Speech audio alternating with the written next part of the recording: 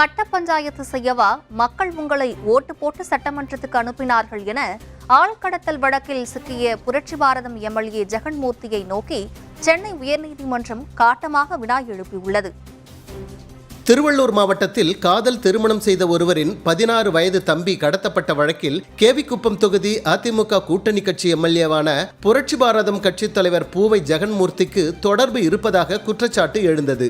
இதையடுத்து அவரது வீட்டுக்கு போலீசார் விசாரணைக்கு சென்றபோது அவர் அங்கு இல்லை.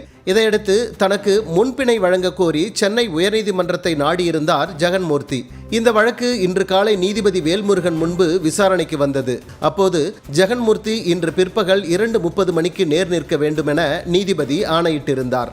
இதன்படி பூவை ஜெகன்மூர்த்தி இன்று சென்னை உயர்நீதிமன்றத்தில் நேர் நின்றார். அப்போது கட்ட பஞ்சாயத்து செய்யவா உங்களை மக்கள் ஓட்டு போட்டு சட்டமன்றத்துக்கு அனுப்பினார்கள் என நீதிபதி வேல்முருகன் காட்டமாக வினா எழுப்பினார். உங்களுக்கு தொடர்பு இல்லாமல் உங்கள் பெயரை பயன்படுத்தினாலும் குற்றம்தான் என்பதை சுட்டிக்காட்டிய நீதிபதி மக்கள் குறைகளை எம்எல்ஏ நிறைவு செய்ய வேண்டுமே தவிர கட்ட பஞ்சாயத்து செய்ய யார் உரிமை கொடுத்தது எனவும் வினா எழுப்பினார்.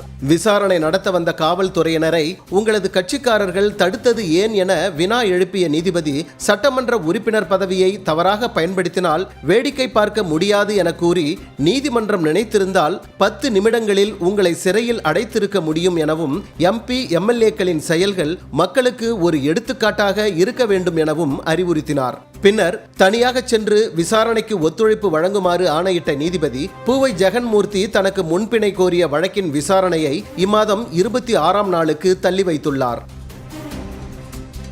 இதன் பின்னர் இவ்வழக்கில் சிறைப்பிடிக்கப்பட்டவர்கள் அளித்த ஒப்புதல் வாக்குமூலத்தின் அடிப்படையில் ஏடிஜிபி ஜெயராமை சிறைப்பிடிக்கவும் நீதிபதி வேல்முருகன் ஆணையிட்டார். அப்போது ஏடிஜிபியை சிறைப்பிடிக்கும் ஆணைக்கு எதிர்ப்பு தெரிவித்து அவரது வழக்கறிஞர் வாதம் வைத்தபோது சட்டமன்ற உறுப்பினரையும் ஏடிஜிபியையும் சமமாக கருத முடியாது என கூறிய நீதிபதி வாக்களித்த மக்களுக்கு மரியாதை கொடுக்கும் வகையில் விசாரணைக்கு ஒத்துழைப்பு அளிக்க எம்எல்ஏவுக்கு வாய்ப்பளிக்கப்பட்டுள்ளதாக தெரிவித்தார். எனவே அரசு ஊழியருக்கு இந்த சலுகையை வழங்க முடியாது என கூறிய நீதிபதி வேல்முருகன் தவறு செய்யும் அரசு பணியாளர்களுக்கு இது ஒரு செய்தியை சொல்லட்டும் என தெரிவித்துள்ளார்.